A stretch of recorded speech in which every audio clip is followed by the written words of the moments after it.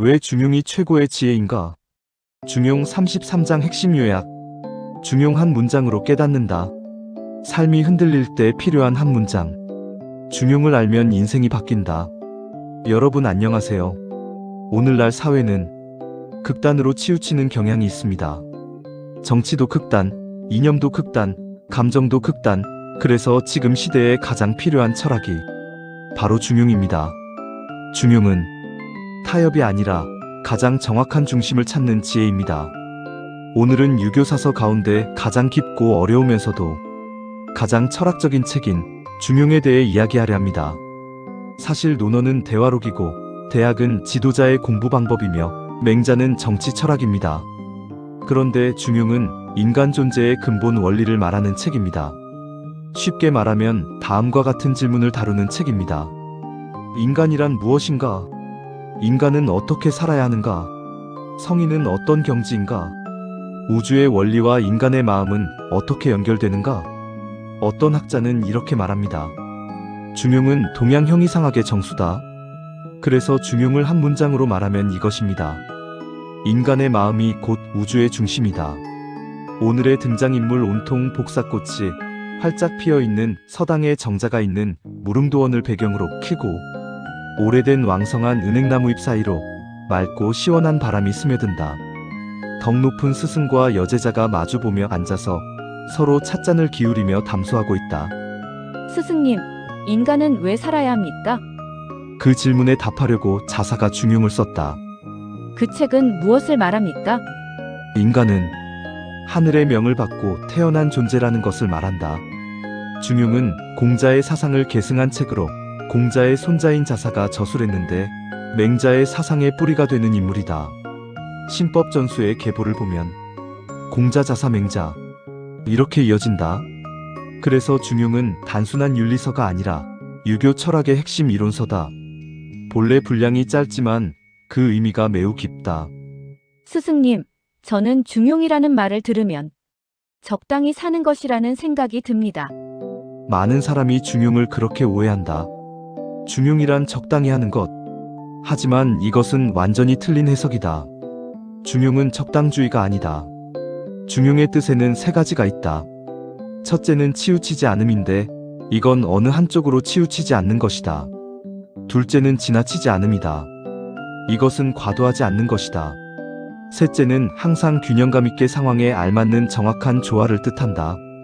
즉 중용은 치우치지도 기울지도 않으며 지나치지도 모자라지도 않는 평상의 이치를 일상에서 쓰는 도다.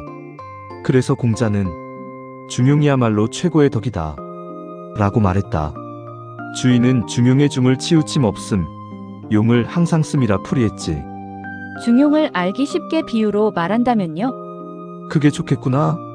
활을 쏠 때 너무 세게 당기면 활이 부러지고 너무 약하게 당기면 화살이 날아가지 않는다. 정확한 힘이 있을 때 화살은 곱게 날아간다.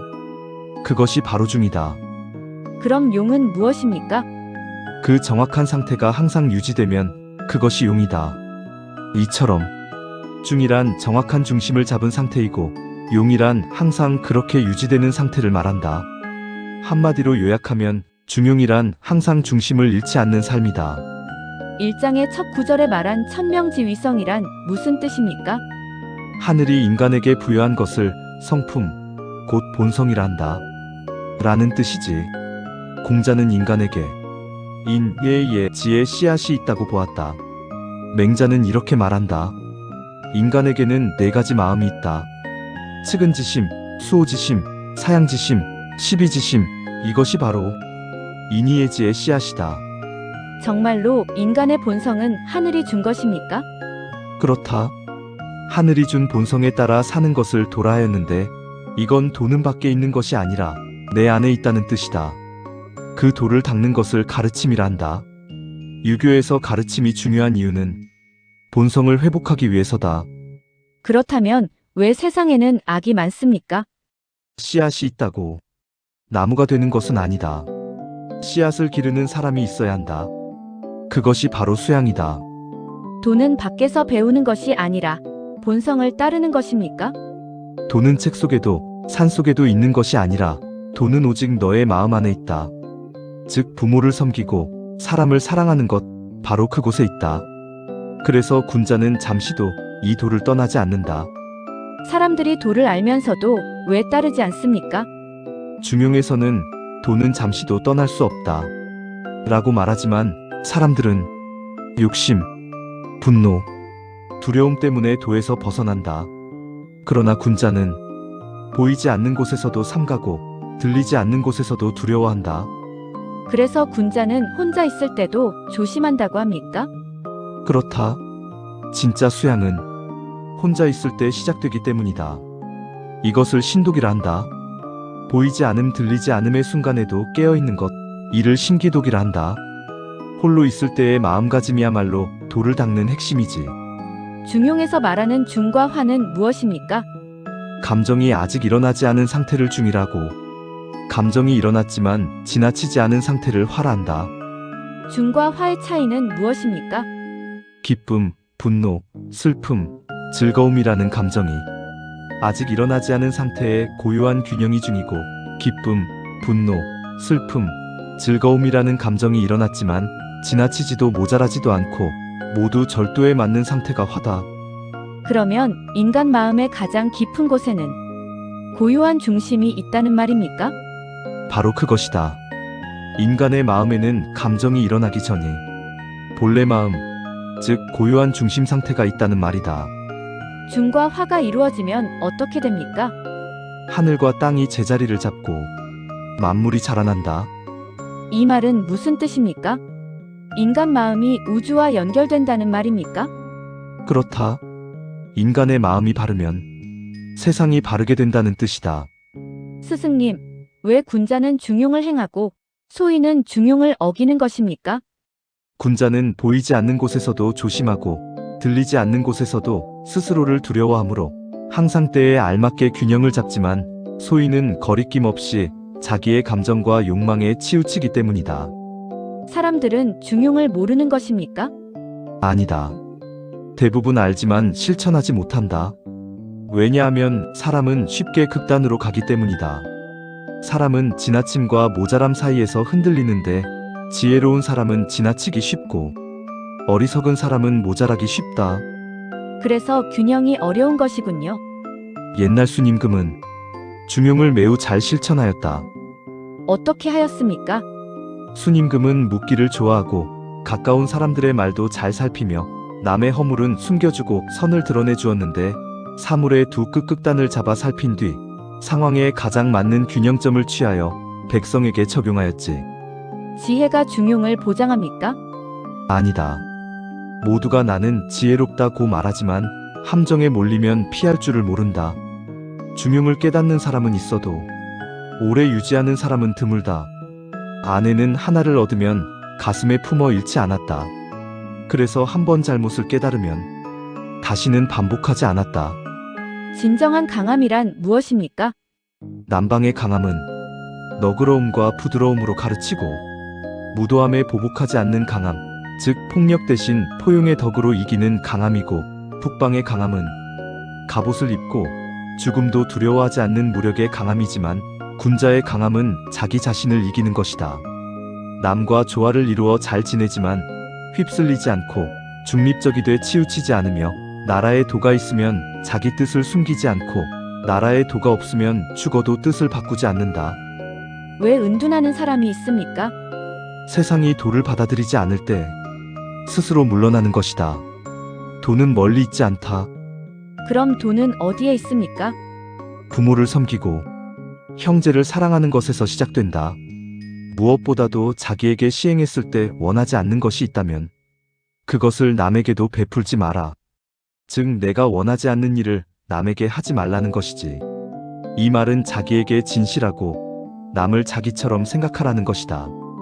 군자는 어떻게 살아야 합니까? 부유해도 교만하지 않고 가난해도 원망하지 않는다. 군자는 넓게 배우고 예로써 절제한다. 중용에서 귀신을 말하는 이유는 무엇입니까? 보이지 않지만 작용하는 것이 있기 때문이다. 효는 덕의 근본이다. 그래서 성인은 효를 강조했습니까? 그렇다. 천자도 효를 근본으로 삼는다. 정치는 무엇으로 이루어진다고 생각하느냐? 법과 힘 아닙니까? 아니다. 말보다 행동을 먼저 하는 덕으로서 사람을 얻는 것이다. 지도자의 가장 중요한 덕은 무엇입니까? 성실함이다. 단순한 정직이 아니라 천지대자연과 하나 되는 진실한 상태이다. 그래서 참된 군자는 하늘의 뜻을 따라 움직인다. 어떻게 그것이 가능합니까? 마음을 완전히 성실하게 하기 때문이다. 성실함은 하늘의 도이다. 지극한 성실함은 모든 것을 완성시키며 자연스럽게 사람을 감동시킨다. 그럼 사람의 도는 무엇입니까? 성실하려 노력하는 것이 사람의 도다. 성실함은 만물의 시작과 끝이니 성실함이 없으면 아무것도 성립하지 않는다. 그러므로 성인은 자신의 성실함을 완전히 실현한다. 그 결과 무엇이 됩니까? 지극한 성실함에 이르면 앞일의 흐름을 알 수 있는 까닭에 세상의 변화와 흐름을 정확히 보아서 미래의 흐름을 미리 알고 천지와 함께 조화에 참여한다. 나라가 흥하려 하면 반드시 기란징조가 나타나고 나라가 망하려 하면 반드시 이상한 재앙이 나타나듯이 앞일의 흐름을 알게 되는 것은 감흥의 예지가 아니라 지극한 성실함이 쌓여 밝아진 통찰의 힘이 저절로 나타난 결과다. 성실함을 어떻게 실천하여 완성합니까? 성실함은 거짓이 없는 상태이고 마음과 행동이 하나가 된 상태다. 보이지 않는 곳에서도 마음을 바르게 하면서 화려함을 드러내기보다 내면의 충실을 두텁게 해야 한다. 작은 성실이 쌓이면 큰 성실이 된다. 억지로 하지 않고 자연스럽게 사는 성실함이 차오르면 얘가 빛나되 과장되지 않는다. 성실한 사람은 천지의 마음을 알므로 하늘과 같은 덕을 가진다. 그래서 성인의 덕은 바람과 같다. 백성은 무엇입니까? 풀과 같다. 바람이 불면요? 풀은 자연히 눕는다. 중용의 도는 아주 크지만 아주 미묘하다. 그래서 사람들이 보기 어렵습니까? 그렇다. 그러면 우리는 어떻게 해야 합니까? 홀로 있을 때 남이 보지 않는 곳에서도 마음을 바르게 하고 맥락을 읽고 지나침과 모자람을 조정하며 원치 않는 바를 타인에게 베풀지 않으며 사실에 충실하고 약속을 지켜야 한다. 그것이 곧 중용입니까? 그렇다. 군자는 남에게 바라기 전에 먼저 자신에게 요구하여 자신을 이기는 사람이기에 겉으로 드러나는 덕보다 보이지 않는 마음을 더 닦는다. 스승님, 저는 아직도 묻고 싶습니다. 중용의 길은 멀지 않습니까? 멀지 않다. 어디에 있습니까? 너의 하루 속에 있다. 어떻게 해야 합니까? 하루에 3번 물어보아라. 나는 지금 치우치고 있는가? 지나치지 않는가? 거짓이 있는가? 이 3가지를 바로잡으면 너는 이미 중용의 길 위에 서 있다. 중용이 말하는 가장 깊은 가르침을 요약하면요. 인간은 하늘의 명을 받은 존재이며 그 본성을 따르는 것이 도이며 그 도를 닦는 것이 삶의 공부다. 그리고 중용이 말하는 최고의 경지는 지극한 성실함이다. 성실함이 완성되면 사람과 사람 사이가 바르게 되고 세상이 바르게 된다. 그래서 중용은 말한다. 중과 화가 완성되면 천지가 제자리를 잡고 만물이 자라난다. 스승님, 이제 조금 알 것 같습니다. 무엇을 말이냐? 중용이란 세상의 중심을 찾는 것이 아니라 내 마음의 중심을 찾는 길이라는 것을 말입니다. 바로 그것이다. 오늘 우리는 중용이 말하는 인간의 본성, 마음의 중심, 성인의 길을 함께 살펴보았다. 중용은 단순한 윤리가 아니라 삶의 중심을 잃지 않는 지혜다. 앞으로 너의 삶 속에서 그 중심 찾기가 오래도록 지속되기를 바란다. 스승님, 오늘 너무 감사합니다. 맛있고 몸에 좋은 전통차가 준비되었습니다. 마음껏 드시면 좋겠습니다. 그래, 고맙다. 준비하느라 애 많이 썼구나. 너도 같이 마시자꾸나.